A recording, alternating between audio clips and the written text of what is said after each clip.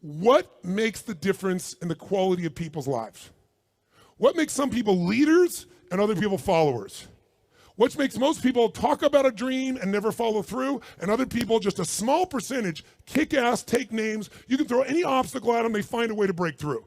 What's the difference? And when I first grew up, I grew up very poor financially. I grew up in a very tough environment. When I met my fourth father, I said, Mom, I'm confused. I was confused because I always loved people, just my nature. But when I was in high school, I was not the most popular kid in school. In fact, the most popular kid in school treated me like hell. He was so vicious and mean. I thought, what makes that guy popular? So it made me obsessed to want to know why people's lives turn out so differently. And my first answer, growing up poor with no great role models, was, well, some people are just lucky. They grew up in a family where everybody loves each other and they stay together. You know, some people are lucky. They grew up in a family and everybody's educated, and so they work hard to educate their kids. Or some people are lucky. They grew up in a family with lots of money, so they have resources to travel and learn and expand and do whatever they want.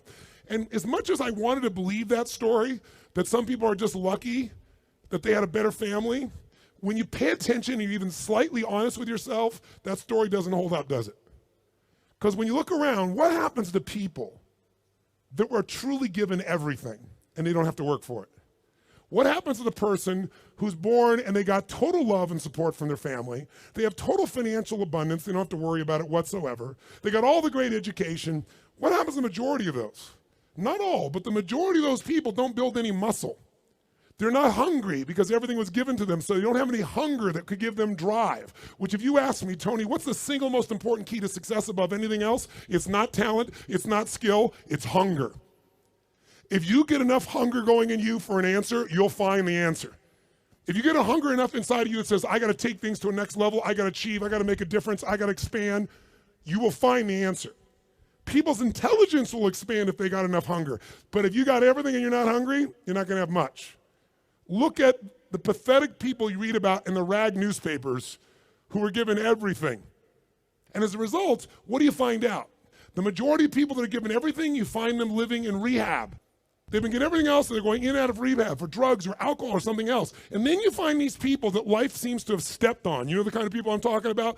Life has kicked them in the face. They've experienced tremendous injustice. Nothing has been fair to them. They've been abused mentally, emotionally, sexually, spiritually, whatever. And very often, those are the very people that most of us are inspired by, who achieve levels that most people never dream about and who touch society.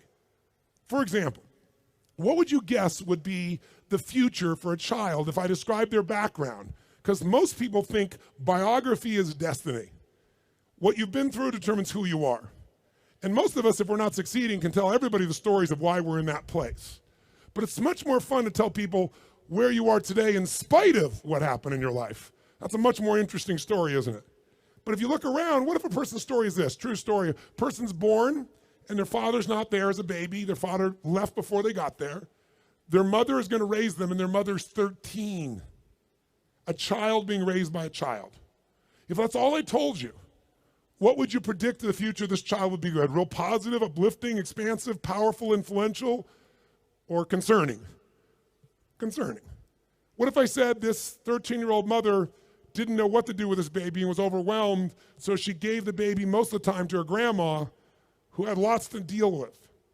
And what if I told you, with grandma not noticing, before this child was 13, she was sexually abused more than 3 times by different people in family and friends?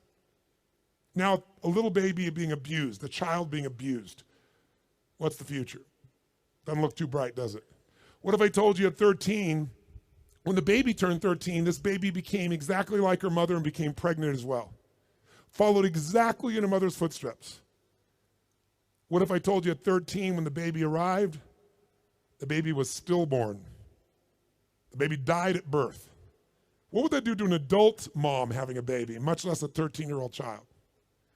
What if I told you the kid went a little crazy with her behavior, got so outrageous and out of control, they put her in an institution, but fortunately the institution didn't have enough beds, so they couldn't keep her there more than a few days, and they finally released her to a man who claimed to be her father, who she'd not met. By now, I'm sure you figured out whose story this is. Who is it? This is Oprah Winfrey's story. Oprah Winfrey went through all that we just said, plus she was African American at a time in the US when the President of the United States was not African American, and when many people in the US did not judge people by their character, they judged them by their color based on nothing whatsoever. This woman has become one of the most influential people in the world, females on the planet, and that's her story. So the reason is, whatever story you're being told about the economy, whatever story you're being told around you, you have to be so aware not to buy into a limiting story. Either someone else telling you that or you telling yourself that. And I'll tell you something, it's gotten worse as the years gone by, and I think the US has been the leader in it, and I'm not attacking my country, it's interesting what's happened in my country in the last 2 decades. Some of you may be old enough to remember 20 years ago when things started to change, because America likes to export their stories. So I think many of you, if you're around then, can remember there was a story of 2 young men who killed their parents in Los Angeles. Their names were the Menendez brothers. Does anybody here remember that story, the Menendez brothers? Keep your hands up so I can see a sense. Yeah, quite a few of you can remember the story. If you didn't know the story, it's about these 2 young men. They killed their parents, their mother and father, at point blank range with a shotgun, murdered them in cold blood. But when they went to a jury trial, the jury couldn't decide. They admitted they did it. They admitted it. But they said, but our parents were abusive. And so the jury literally was deadlocked. It took 2 jury trials to convict them. Now, all because they were abused. Well, many people are abused. They don't kill their parents with shotguns, right? See, if you and I are going to be successful, we're never going to get it by blaming somebody else, including God. People say, I'm poor because God wanted me to be poor. I'm fat because God got me fat. No, you're poor and fat because you sit on the couch and watch TV and eat Cheetos all day. It's not God's fault. So what I'm suggesting to you is you and I have to come up with a better story, a story that can make things work. So now I want you to tell me the truth on something here. Tell me right now, who here in this room has ever failed to accomplish something that really mattered to you? We all know we failed at some point. The first time I ever asked this question on stage, it was spontaneous. I was at this group called TED, Technology, Entertainment, and Design. And I asked everybody in the audience, because they're all multi-billionaires, the guys that started Yahoo, the guys that started Google. It's this really unique group of people. And they're in this darkness. And they weren't responding, so I said, let me just ask you a question. How many of you have ever failed? No one raised their hand. I said, thank you for your full participation. How many of you have ever failed? They all raised their hand. I said, great. When you failed in the past, why did you fail? And this is where you hear people's story. Remember why I'm telling you this? Because I want to tell you right now, you might write down something. Change your story, change your life. We all have a story about why we are where we are. If you're not where you want to be in your life, in some area, like maybe your body's great, but your finances aren't, or your finances great, but your relationship sucks, or doesn't, or whatever, the bottom line is, you've got a story why it's that way. And the story we tell ourselves protects us from pain. It gives us a reason why it's not our fault, or it's going to be okay in the future. But the story that protects you also imprisons you. It keeps you from changing your life. So in order to create a change in your life, you really truly got to change your story. You got to shift your story. You got to find a story that's going to empower you, a story that's going to strengthen you, a story that'll push you beyond anything you've ever done in the past. So the story most people have, and that they had at this TED piece was, I said, why have you failed in the past? Didn't have the money, didn't have enough time, didn't have the right resources, didn't know the right people, didn't have the right contacts, didn't have the technology. Some people said we had a lousy leader. The leader said I had lousy people. Right? Isn't this stuff that people tell you? And then in the darkness, I heard this voice say, I didn't have enough Supreme Court justices. And I looked into the dark room down there in the front row, and it's Vice President Al Gore, who lost to George Bush, and the whole crowd, I was in Northern California, and it was a Democratic crowd, so they all stood up and cheered like crazy. And when they're done cheering, I just stood there and I said, that's one way to explain why you didn't become President of the United States. You didn't have enough Supreme Court justices. But I might suggest there might be a different reason, and everybody was like quiet, going, what's he going to say? And I said, let's look at everybody else first. Those of you who told me you don't have the money, you don't have the time, you don't have the education, you didn't have the right people, didn't have the right skills, didn't have the right technology, you didn't have the right Supreme Court justices, or enough of them. I would submit to you, you've all told me the reason you failed is you didn't have the resources.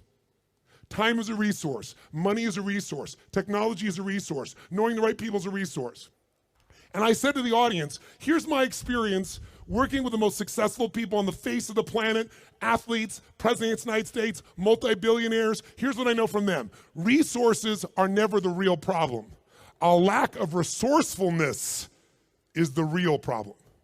I'll say it again. Lacking the resources is not the problem. Lacking resourcefulness is the real problem. What I mean by that is very simple. The ultimate resource is human emotion. What starts wars? Is it logic? Hell no, it's emotion. What makes you get married or get divorced? It's emotion. What will make you stay up all night, work to build your business? Emotion. What will make you give up? Emotion. If you don't master your emotion, if you don't become resourceful, then you're gonna think the problem is resources. Because I'm here to tell you, every great person I know didn't have the resources, but they got them because they're resourceful. And what that means is, if you're creative enough, creativity is an emotional resource, can you find an answer to the problem, yes or no? If you're determined enough, can you find the money that you don't have? Can you find it, yes or no? If you care enough and get other people to care with you, can you get them to help you, yes or no? If you are bold enough, if you're strong enough, if you're disciplined enough, can you get yourself to do things other people cannot find a way to do, yes or no? See, the ultimate resource is resourcefulness. And I tell you that, my friends, because I grew up with no resources, but I became very resourceful, and that's why I have the privilege to be with you today. And I said, so are you, Mr. Vice President? I watched you speak last night, and the previous night he'd spoken to this Who's Who crowd, and he had spoken on the inconvenient truth. And it was the first time he did that speech that they made into a movie. And he was so passionate. And you never saw him passionate, but he was passionate. He grabbed everybody. People liked him, people didn't like him.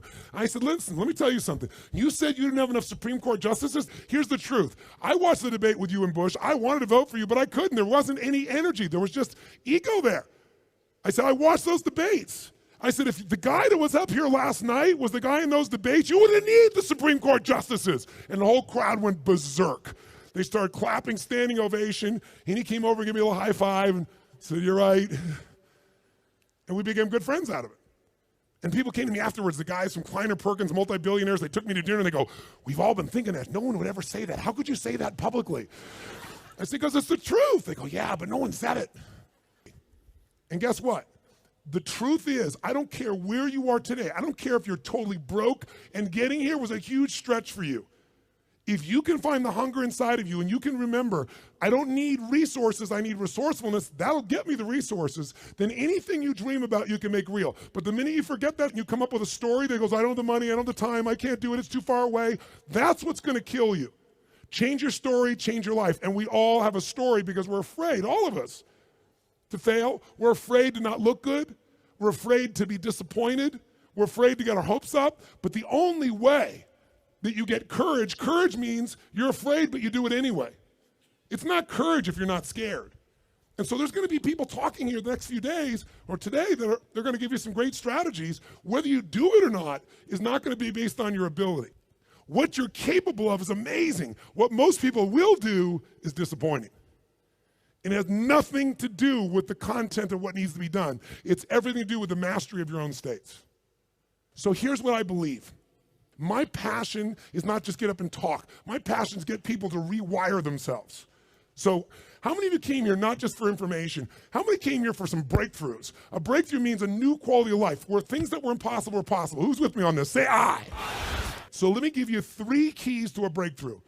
Any one of these 3 can give you a breakthrough, but if you do all 3 of these, you're gonna have an extraordinary breakthrough. So let's start with something so simplistic that none of us would be emotionally attached to it, and we all know it's true. And let's take a symbol in society. All over the Western world, including Australia, and you guys are a bit better than America, but not by a whole lot. What's happened to societies, Western societies, in terms of their health and fitness? Now, I don't know the current numbers here in Australia, but I'll tell you how bad it is in the US. I know you're slightly better than this. 1/3 of Americans are obese now. 1/3. Literally 60% of Americans are overweight. Now, I wanna ask you a question. Is that because the strategies required to losing weight are so complex that it's just completely overwhelming? Is that why, yes or no? No. However, if you have the wrong strategy, you're guaranteed failure, even if you're motivated and driven and excited. Is that fair to say? Like, I can remember a few years ago when on the cover of Time magazine was a diet called the Atkins diet.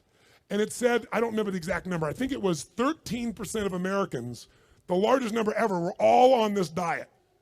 Now, if you knew anybody who was on the Atkins diet, of course you'd lose weight. First, the number of calories you took came down, but second of all, you ate such an acidic diet that you literally had to pee on a stick so you wouldn't go into acidosis. And if you ever smelled the breath of someone on that diet, you wanted to stay as far away as you humanly could be. Now, that's not too hard to figure out, that if I got to pee on a stick so I don't go into acidosis and my breath is this bad, this may not be a sustainable approach to losing weight. But everybody did it. So if you have the wrong strategy, it's not going to work. So let me give you 3 things in reverse order of importance, okay? Reverse order, least important first. If you want a breakthrough, one of the things that give you a breakthrough is a strategy. A new strategy could change everything. Does that make sense? A new way to do something. If you come up with the right strategy, it could save you a decade. It could save you 5 years. And one reason to come to a seminar like this, in my opinion, is to gather up as many strategies as you can. And what I want to do in just this short little time I have with you is see if I can give you some strategies that'll give you breakthroughs in whatever you want to go after. Some real quick strategies that really work. What is a strategy? It's a specific way to do something that if you do it that way, you get the result every time. Let's think about strategy like a recipe. If you know someone's recipe and they took 25 years to figure out how to make the perfect chocolate cake, and you're not a baker, but you got their strategy, you got their recipe, how often can you get the same quality of chocolate cake if you follow their recipe, if you follow their strategy? How often will it work? How many times? Every single time. That's the beauty of a strategy. So there's going to be a lot of strategies available to you here during this course. I'd be listening and find the strategies that appeal to you most. But I'd submit something to you, my friends. I'm a strategist. I'm a business and life strategist. I'm always finding the little thing that'll change it all. I'm obsessed by it. And I fill up my events with them. But I know something about strategies. You can give someone the perfect strategy, and they can still not do it. They can even know it's the right strategy and still not follow through. That's why the problem in our society is not a lack of strategies. If I said to you right now, okay, we got to lose weight, and we're in downtown Brisbane, and we were to walk 10 blocks, how many places would we pass within 10 blocks that could help you to lose weight, for example, or get fit or get strong? How many? In fact, you don't even have to get up out of this building to learn how to lose weight, because today, God forbid you were going to get up and walk, you could just pull out your iPhone or your iPad or whatever phone you have, and you could download 10 books right now that you'll never read, right? On how to do it. Maybe you'll start reading the first one, and then you'll get a little text. Oh, what's the text say? And you won't read the rest of the chapter. How many trainers are there in the Brisbane area that could get you fit and strong? Are there plenty, yes or no? Yes. So, is it a strategy problem, do you think? No. So don't get me wrong, I believe strategy is invaluable, but strategy without the next 2 is basically worthless in my experience. You know what to do, but you don't do what you know. But the right strategy versus the wrong strategy is critical. And why don't you make a note of this? Really important. You have to do the right thing at the right time. I'll give you an example in my country. Buying a house, right thing to do. In my country, 2007, wrong time.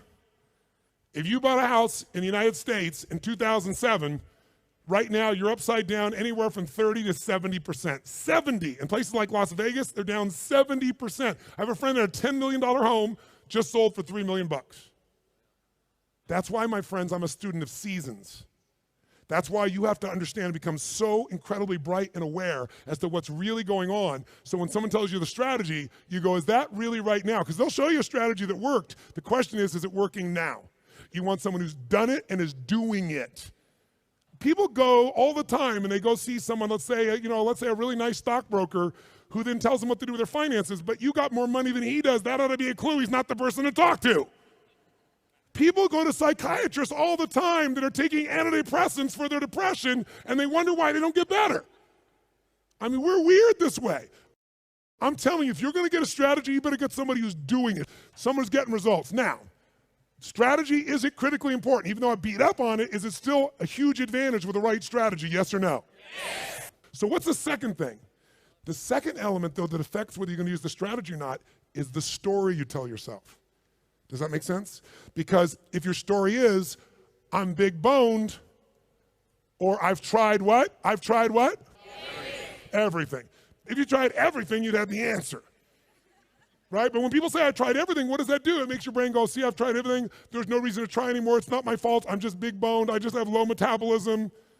Right? It's just, I've always been this way. And by the way, people's stories are often true, but they're not effective. It may be true that you have low metabolism. It may be true that you're big bone, but that's not why you're fat. It's because you're doing nothing to change your metabolism. Make sense? Or I don't have a relationship with a great man or great woman because all the good ones are gone. Or they're gay and I'm not, or I'm gay and they're not, something of that nature, right? Isn't that a common story people tell themselves? And what does the story do? It kills your hunger, it kills your drive, it gives you a reason not to face the discomfort. We've all lived in a society that has trained us since we're this tall now. Most of you, by the time you're 21, saw 2 million commercials and had to instantly get out of pain. Instantly out of pain. You know what the problem with getting out of pain is? It takes away the purpose of drive.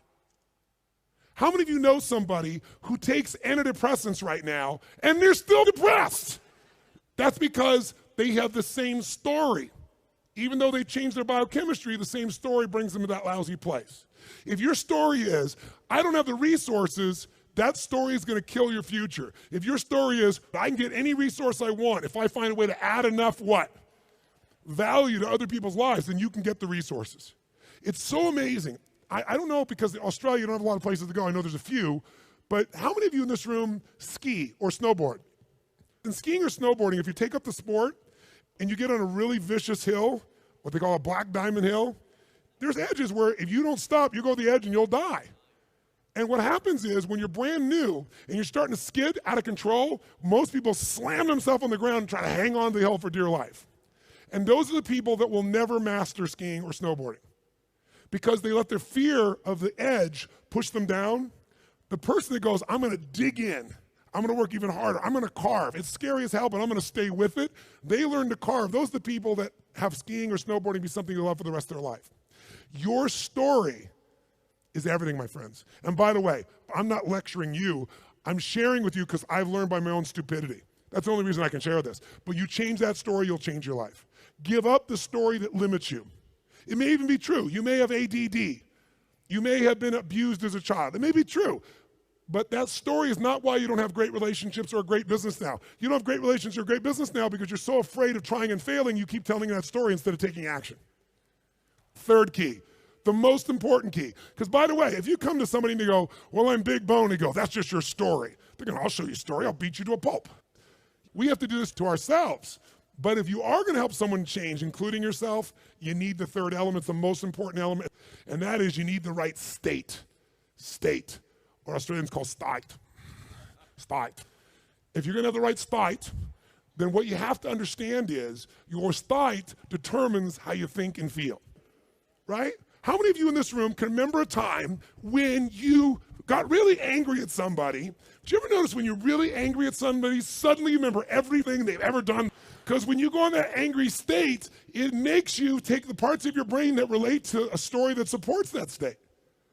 On the opposite, how many of you in this room can remember a time in your life when you fell head over heels in love with someone out of your mind? How many can remember a time like that? Say I. It's been a long time for some of you. Is that all the, make the sound of head over heels in love. Go ahead, make the sound. Is that short-lived for you? Let's try this. Ever been so head over heels in love you couldn't stop thinking about the person, you wanted to make love to them every moment, you're just dreaming of them, you felt them wanting you, you wanted them, you're out of your mind. Make that sound. What does that sound like? Go ahead. Much better, much better. See, in the beginning of a relationship, when you love somebody, what will you do for them when you love somebody? What will you do? Anything. If they say, would you take out the trash? You go, take out the trash. Right? But after 7 weeks, 7 months, or 7 years, or 70 years, somewhere in that range, something clicks different in you and they go, could you take out the trash? You go, what do I look like, your janitor? And they go, I don't know what it is. We used to have so much passion. Where did it go? I'll give you a clue, write this down. If you do what you did in the beginning of the relationship, in the end of the relationship, there won't be an end. If you do what you did in the beginning of the relationship, in the end of the relationship, then there won't be an end. How long have you two been together? A year. 20 years from now, there'll be no worries for you two. He's got his arm around her. They're snuggling. They're connected. They're in the middle of the seminar learning and they're totally connected. Do what you did in the beginning of the relationship. At the end of the relationship, there won't be an end. It's so simple. That's the difference in state, isn't it? Because when you go in a different state, you come up with a different story about your partner, and then you use different strategies that aren't very good. If you're in a great state, great story, great strategies, you tend to maximize. Is this helpful? So tell me, which one of the three here do you think is the one that can screw things up the fastest and can mess things up the most? Which one of these three? Tell me. Story is the one that will sustain the problem. The one that can change everything the fastest is the state. The strategy is useful, don't get me wrong. I live for them. I mean, I can tell you some strategies in business. I've taken companies, I buy them for next to nothing and turn them around, make millions of dollars, just using a couple of little strategies. Some of you will come to my business mastery program, you'll see. I tell people on day one of my business mastery, you come, if today, the first day is not worth a minimum of $1 million to you, day one, $1 million minimum, then I'll give you all your money back, plus you get to keep everything got out of day one. It's only a 4-day program. My clients are like multi-billion-dollar companies. We've helped turn around HomeX, the largest home builder, to give you an idea, in Mexico. They credit us in the last 2 years to $750 million of increases from what I did with them. That's their words, not mine. Or taking a chiropractor who's got 3 people and doubling his business in 6 months. I've done that with strategies. Simple business strategies where if you don't know the strategy, ignorance is not bliss, ignorance is poverty, ignorance is pain. And the way I got those strategies is I willing to fly anywhere, do anything, spend any amount of money because I knew the value of the strategy. But all that still would have been worthless if I didn't apply it. What got me to apply it was the right story in the right state. If you want to change your story, first thing you're going to do is change your state. Does this make sense? Yes or no? So now, let's take a look at you and what you want. If you and I want to say, why do people's lives turn out differently than other people?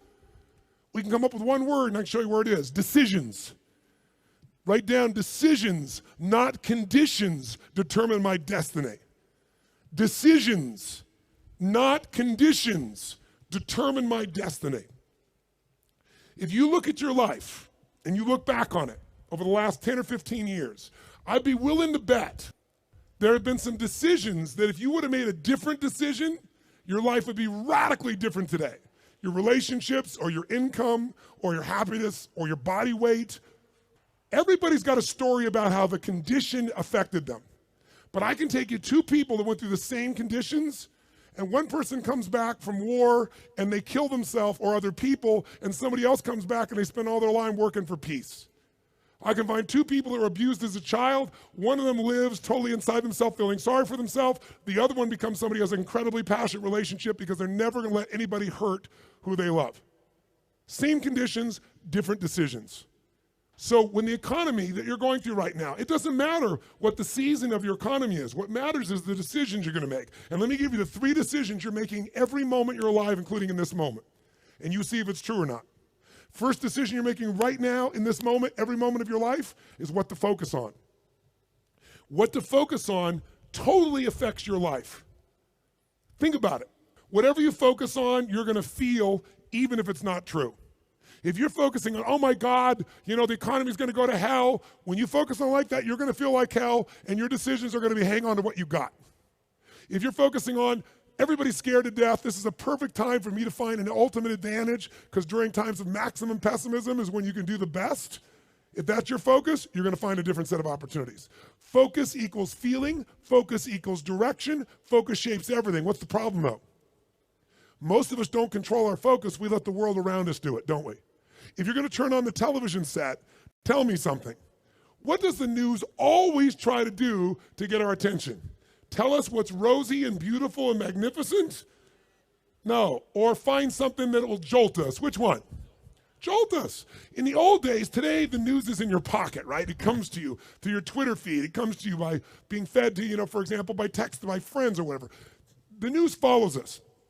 But to get our attention in a world where everyone's fighting for our attention, they're looking for a story to jolt you. In the old days, before you had news in your pocket, you walked by a newspaper stand, and if it said something like, headline at the top said, great weather this weekend, what did you do? Smiled, that's cool. Did you buy the paper? No, I'm not gonna buy the paper, great weather, I know what I need to know. But if the headline says, big storm coming, what happened? Boom, some money went in that sucker you pulled out, you need to know more. So the news is so competitive today, 24/7, there's not enough news. They've got to constantly play this game. So if you don't take control of your focus, the world will do it for you. If you want to feel good about something, what kind of news? What if there was a movie, and you went to the movie, and here's the beginning of the movie. The main protagonist, the main character, cool, having a great time, physically healthy, strong, happy, great family, great finances, great everything. That's how it starts, okay? Second part of the movie, still good. Third part of the movie, phenomenal. End of the movie, everything's cool. Who's gonna go to that movie? What are they gonna say? That movie's the most boring what? Movie on the planet. So you and I, if we don't take control of our own focus, we let the environment do it for us because they're always looking to get your attention. Film at 11, your child could die by drinking the natural water here coming out of this area. And when you get to the story, it's never quite the story, but they use that headline to get you. There are headlines in your own life too, though, aren't there? Headlines we use on ourselves. If you want to change your life, change your focus. I'll give you 3 examples real quick. Everyone has a pattern of focus. It's not what you focus on in the moment that affects you. It's what you focus on regularly. So for example, do you tend to focus, personally you, on what you can control or what you can't control? Those of you focus on what you can control tend to feel more in charge of life. Those that focus on what you can't control, by the way, is there plenty of stuff we can't control in this world, yes or no? Tons. And if you focus on it, you will be depressed. Depressed people constantly focus on what they can't control. Second, and it doesn't matter what drugs you take, if you keep focusing on what you can't control, you're going to get depressed if we add 2 more. Here's another pattern. Do you tend to focus on what you have or what's missing in your life? The tendency today is what's missing, and sometimes we make up what's missing. If you focus on what you have, when you're focused on what you're grateful for, how does your life feel? When you start thinking, oh my God, look at how I'm living. I mean, the worst Australian person who's having the worst, toughest time is having a better time than 90%, I should say, more like 80% of the planet.